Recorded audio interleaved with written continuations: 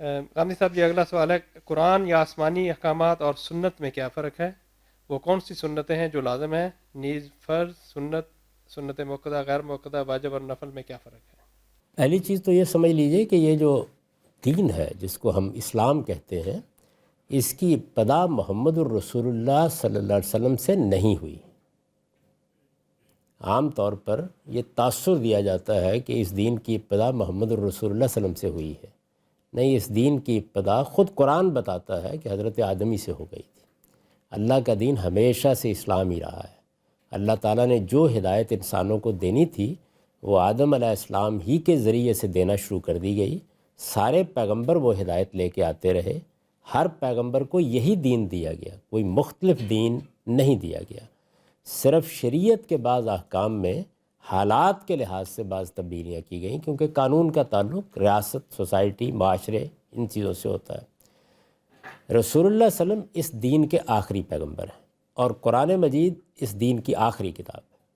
یعنی وہ پہلی کتاب نہیں ہے، نہ وہ پہلے پیغمبر ہیں نہ وہ پہلی کتاب ہے۔ تو دین کی جو ٹریڈیشن انبیاء علیہم السلام کے ذریعے سے چلی آ رہی تھی پہلے سے، مثال کے طور پر اس دین میں نماز ہمیشہ سے عبادت رہی، ہمیشہ سے روزے عبادت رہے۔ حضرت ابراہیم کے بعد سے لے کر حج اس دین کا ایک بڑا حصہ رہا، یعنی حضرت ابراہیم کی پیدائش 2100 قبل مسیح میں ہوئی ہے، رسالت میں آپ صلی اللہ علیہ وسلم سے کوئی 2500 سال پہلے، تو اس وقت سے حج کی روایت قائم تھی، عمرہ کیا جا رہا تھا، اور بہت سی چیزیں تھیں۔ تو یہ جو دین کی ٹریڈیشن ہے، اس کو جب رسول اللہ صلی اللہ علیہ وسلم نے سینکشن دے کے آگے جاری کر دیا، یعنی پیچھے سے آ رہی تھی، اس کو سینکشن دی اور آگے جاری کر دیا، تو اس کو سنت کہا جاتا ہے۔ یعنی وہ دین جو قرآن سے پہلے سے موجود ہے، جس کے بعد قرآن آیا ہے، جو قرآن سے شروع نہیں ہوا، جس کی ٹریڈیشن پہلے سے قائم تھی، تو اس کو سنت ہم کہتے ہیں۔ تو ہمارے دین کی پوری تعلیم اب دو چیزوں میں ہے، ایک قرآن مجید جو اللہ کی کتاب ہے، اور یہ مسلمانوں کے اجماع اور تواتر سے منتقل ہوا ہے۔ اجماع کا مطلب یہ ہے کہ سب مسلمان بالاتفاق اس کو خدا کی کتاب مان کر اگلی نسلوں کو منتقل کر رہے ہیں، اور تواتر کا مطلب یہ ہے کہ یہ کتاب ہزاروں لاکھوں لوگ زبانی بھی یاد کر کے آگے منتقل کر رہے ہیں اور لکھ کر بھی آگے منتقل کر رہے ہیں۔ بالکل اسی طریقے سے سنت منتقل ہوئی ہے، یعنی رسالت میں آپ صلی اللہ علیہ وسلم نے جب اس کو سینکشن دے دی تو آپ نے 5 وقت نماز پڑھی، آپ نے اپنے آخری 10 سال روزے رکھے، آپ حج کرنے کے لیے گئے، تو اس کی سینکشن کے بعد بالکل اسی طرح مسلمانوں نے اپنے اتفاق سے، تواتر سے اگلی نسلوں کو اس کو منتقل کر دیا۔ اس میں کبھی کوئی اختلاف نہیں ہوا، یہ بالکل متفق علیہ ہے، پوری دنیا میں ایک ہی طرح سے موجود ہے۔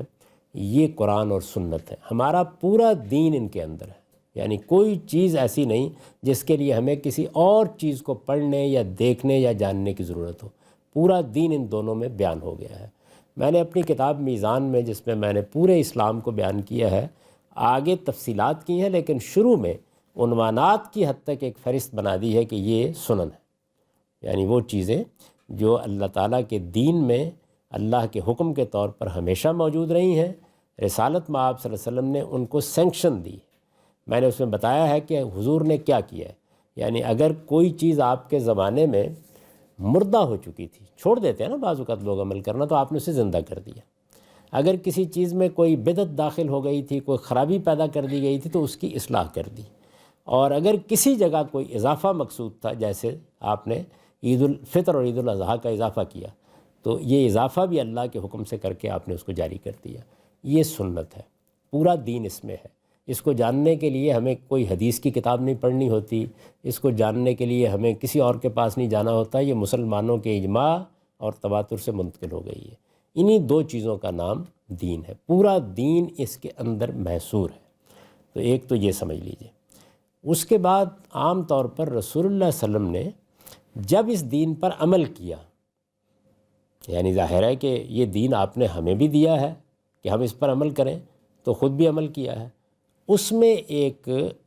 چیز واقع ہوئی۔ وہ چیز کیا تھی؟ عبادات میں ایک تو فرض عبادات ہے، یعنی مثال کے طور پر ہم پر 5 وقت نماز فرض کی گئی ہے۔ یہ کتنی ہے؟ 2 رکعت فجر میں، 4 رکعت ظہر میں، 4 رکعت عصر میں، 3 مغرب میں، 4 عشاء میں۔ ایسے ہی ہم پر روزے فرض کیے گئے ہیں، یہ رمضان کا مہینہ ہے جس میں روزے فرض کیے گئے ہیں، ہم پر زندگی میں ایک بار حج فرض کیا گیا ہے، تو کچھ عبادات ہیں جو فرض کر دی گئیں، اور اس کے ساتھ اللہ تعالیٰ نے قرآن مجید میں یہ فرمایا کہ من تطوع خیرا فإن اللہ شاکر علیم، اگر تم کوئی عبادت اپنی طرف سے کرتے ہو تو اللہ اس کو قبول فرمائے گا، اس لیے کہ یہ بڑی بات ہے کہ بندے سے کہا گیا کہ تم فجر کے وقت 2 رکعتیں پڑھو، تو اس نے کہا میں 2 اپنی طرف سے پڑھ رہا ہوں، تو یہ جو نماز ہے اس کو نفل نماز کہا جاتا ہے، یعنی ہمیں یہ ترغیب بھی دی گئی، پسند بھی کیا گیا اس کو، اور ظاہر ہے کہ رسالت میں آپ صلی اللہ علیہ وسلم بھی نفل پڑھیں گے، یعنی ایسا تو نہیں نا کہ آپ نے اپنی زندگی میں صرف فرضوں پر اکتفا کی، آپ نے بھی اللہ تعالیٰ کی اس ترغیب کے نتیجے میں نفل پڑھے، تو جو نفل رسالت میں آپ صلی اللہ علیہ وسلم نے ہمیشہ پڑھے یا بالعموم پڑھے یا زیادہ تر پڑھے، ان کو بعد کے لوگوں نے، یہ لفظ سن لیجئے، بعد کے لوگوں نے سنت موقدہ کہنا شروع کر دی، اور جو نفل کبھی کبھار پڑھے یا پڑھے ہی نہیں سرے سے، کسی کو پڑھنے کے لیے نصیحت کر دی، ان کو سنت غیر موقدہ کہنا شروع کر دیا۔ تو یہ لوگوں کی